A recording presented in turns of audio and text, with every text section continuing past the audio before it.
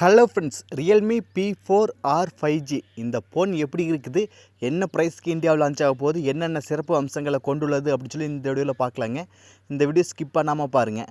நீங்கள் நம்ம சேனலுக்கு இப்போ தான் முதல் தடவை வரீங்க அப்படின்னா நம்ம சேனலை முடிவு பண்ணுறதுக்கு சப்ஸ்கிரைப் பண்ண மறந்துடாதீங்க. சப்ஸ்கிரைப் பண்ணிவிட்டு பக்கத்தில் ஒரு பெல் பட்டன் வருங்க, அதை அழுத்தி ஆள் கொடுக்க மறந்துடாதீங்க.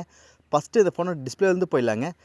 இந்த மொபைலோட டிஸ்பிளே சைஸ் வந்து 6.7 இன்ச் IPS LC டிஸ்பிளே வருதுங்க. கூட 144 ஹெர்ட்ஸ் ரீப்ரசன்ட் கொடுக்குறாங்க. பிரைட்னஸ் லெவல் வந்து 1200 நெட்ஸ் கொடுக்குறாங்க. நம்மளுக்கு வந்து இப்போ வந்து ஃபோனோட பட்ஜெட் வந்து இன்க்ரீஸ் ஆனங்காட்டி நம்மளுக்கு 21,000 பட்ஜெட்லேயே நம்மளுக்கு IPS LC டிஸ்பிளே தான் கொடுக்க ஆரம்பிச்சிட்டாங்க. அதே போல் இதுவும் IPS LC டிஸ்பிளேவோட வருதுங்க.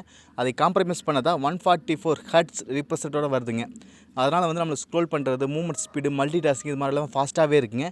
அப்புறம் பிரைட்னஸில் வந்து 4000 நட்ஸ் வந்து பிரைட்னஸில் கொடுக்கறனால வெளிச்சத்தில் யூஸ் பண்ணும்போதும் கூட நம்மளுக்கு டிஸ்பிளே வந்து பிரைட்டாக தெரிஞ்சு நம்மளுக்கு வந்து ஃபான்ஸ் எல்லாமே நல்லா வீடியோவில் பெட்டராகவே தெரியுங்க. அப்புறம் கேமராவை பற்றி பார்க்கலாங்க. பின்னாடி மொத்தம் 2 கேமராங்க. 50 MPக்கான வைட் ஆங்கிள் சென்சாருங்க. 1080p வீடியோவை 60 FPS மேக்ஸிமம் ஷூட் பண்ணிக்க முடியுங்க. வித் OIS சப்போர்ட் இருக்குதுங்க. அடுத்து 2வது கேமரா வந்து 2 MPக்கான டெப்த் கொடுக்குறாங்க. அது வந்து சும்மா ஒரு கேமரா மாடியூலுக்காக கொடுத்துறாங்க, மற்றபடி ஒன்றும் கிடையாதுங்க அதில். அப்புறம் நம்மளுக்கு ஃப்ரண்ட்டில் 8 MPக்கான செல்ஃபி கேமரா கொடுக்குறாங்க. அதுலேயும் நம்மளுக்கு வந்து ஒரு டீசெண்டான இமேஜ் குவாலிட்டி எடுத்துக்க முடியுங்க. 720p வீடியோ எடுத்துக்க முடியுங்க. ஓகேங்களா. அடுத்தது பேட்ரி. இந்த ஃபோனோட ஹைலைட்டே பேட்ரி தாங்க. நல்ல மேசிவான பேட்ரிங்க. 8000 mAh பேட்ரிங்க. இப்போ வர ஃபோனில் எல்லாமே ரியல்மியில் 10,000 அசால்ட்டாக கொடுக்க ஆரம்பிச்சிட்டாங்க. இது வந்து 8000 mAh பேட்ரிங்க. அதை ஃபுல்ஃபில் பண்ண 45 வாட்டுக்கான ஃபாஸ்ட் சார்ஜும் கொடுக்குறாங்க. நம்மளுக்கு அடாப்டர் பாக்ஸ்லேயே கொடுத்துருவாங்க. பேட்ரி வந்து 3 நாள் வந்து நார்மல் யூசேஜாக இருந்தால் கண்டிப்பாக 3 நாள் நிற்குன்னு சொல்லி அவங்களே மென்ஷன் பண்ணியிருக்காங்க இந்த அட்வர்டைஸ்மெண்ட்லேயே. அப்படி இருக்கும்போது நம்ம கேம் இப்படி விளையாடி அப்படின்னா ஒரு 1.5 நாள் சார்ஜ் நிற்குங்க. ஒரு 15 மணி நேரம் சார்ஜ் வந்து கம்ப்ளீட்டாக நிற்குங்க. அப்புறம் 6GB RAM வேரியன்ட் இருக்குதுங்க. 128GB ஸ்டோரேஜ் மொபைலும் இருக்குதுங்க. இதோட ப்ரைஸ் வந்து இந்தியன் மார்க்கெட்டில் 19,000க்கு அதிக 20,000க்கு ஒரு ரூபா கம்மி 20,000க்கு அதிக வாய்ப்பு இருக்குதுங்க. ஏன்னா 6GB RAM வேரியண்ட்டாக இருந்தால். அடுத்தது UFS 3.1 கொடுக்குறாங்க. அதனால் வந்து நம்ம காப்பி பண்ணுறதுக்கு பேஸ்ட் பண்ணுறதுக்கெல்லாம் ஃபாஸ்ட்டாகவே இருக்குங்க. LPDDR4X RAM டைப் கொடுக்குறதுனால அதுவும் ஃபாஸ்ட்டாகவே இருக்குங்க.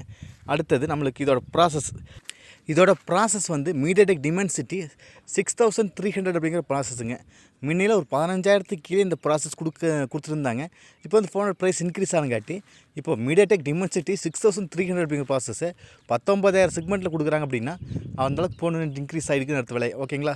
இந்த ப்ராசஸ் வந்து ஒரு டீசெண்டான ப்ராசஸ் தாங்க. ஏன்னா ஒரு 15,000 செக்மெண்ட்டில் ஒரு என்ன ப்ராசஸ் கொடுக்கும்போது அதை தான் கொடுத்துட்டு இருந்தாங்க. அந்த ப்ரைஸுக்கே இந்த ப்ராசஸ் ஒரு ஓகேவான ப்ராசஸ் தான். அப்படி இருக்கும்போது இது வந்து இந்த செக்மெண்ட்டுக்கு ஒரு ஓகேவான ப்ராசஸ் தாங்க. இதோட திக்னஸ் வந்து 8.8 mm திக்னஸ்ஸுங்க. கொஞ்சம் குண்டாகத்தே இருக்குங்க. அப்புறம் IP65க்கான வாட்டர் ரெசிஸ்டன்ட் இருக்குதுங்க. முன்னில் 20,000த்தில் IP69 கொடுத்துருந்தாங்க. இப்போ IP65க்கான வாட்டர் ரெசிஸ்டன்ட் கொடுக்குறாங்க. ஓகேங்களா. இப்போ வந்து இதனால் தண்ணி துளிகள் இது மாதிரி மழை துளிகள் ஃபோன் மேலே விழுந்தால் எந்த ஒரு பாதிப்பு ஏற்படாதுங்கிறாங்க. அடுத்தது மிலிட்ரி கிரேட் ப்ரொடெக்ஷன் கொடுக்குறாங்க. ஃபோன் வந்து மோஸ்ட்லி கீழே விழுந்தால் அவ்வளோ சீக்கிரம் ஃபோனுக்கு எந்த ஒரு பாதிப்பு ஏற்படாத மாதிரி ப்ரொடெக்ஷன் கொடுக்குறதா இந்த மிலிட்ரி கிரேடுங்கிறது அது கொடுத்துக்கிறாங்க. அடுத்தது Android 16 தான் வரப்போகுதுங்க அவுட் ஆஃப் த பாக்ஸில். அப்புறம் சைட் மவுண்டட் ஃபிங்கர் பிரிண்ட். ஓகேங்களா. ஏன்னா இது வந்து ஒரு IPS LC டிஸ்பிளேங்காட்டி நம்மளுக்கு சைட் மவுண்டட் ஃபிங்கர் பிரிண்ட் தான் கொடுப்பாங்க. நம்மளுக்கு AMOLED டிஸ்பிளே வந்தால் தான் நம்மளுக்கு இன் டிஸ்பிளே ஃபிங்கர் பிரிண்ட் கொடுப்பாங்க. அப்படி இருக்கும்போது இது வந்து சைட் மவுண்ட் தாங்க. ஓகேங்களா. அடுத்தது இதோட ப்ளஸ் பாயிண்ட் பார்த்துருங்க. ஒரு பேட்ரி நல்லா ஒரு நார்மல் ஸ்டேஜ் ஃபேமிலி ஓரியன்ட்டாக எடுக்கிறீங்க, இல்லை கேம் விளையாடும் அப்படின்னா கண்டிப்பாக ஒரு பேட்ரி எனக்கு ஒரு முக்கியம் அப்படின்னா கண்டிப்பாக ஒரு பேட்ரி பேக்கேஜான ஃபோனுங்க.